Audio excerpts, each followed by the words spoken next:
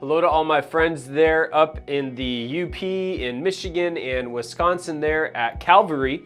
I just wanted to let you know that I'm going to be coming to your church on March 26th on that Saturday, and we're going to be having a Holy Spirit workshop. It's going to be happening all day starting at 10 a.m. going to 5 p.m.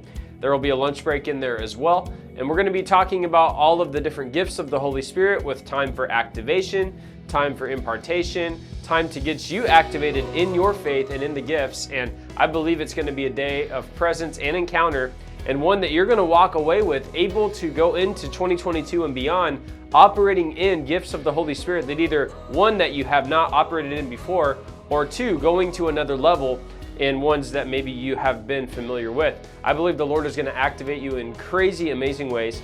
And then the next morning there on the 27th, I'm going to be there for the morning services as well. So I'm looking forward to being with you guys up at Calvary with Pastor Tim and the whole crew. God bless you guys. Look forward to being up there with you. I'll see you real soon.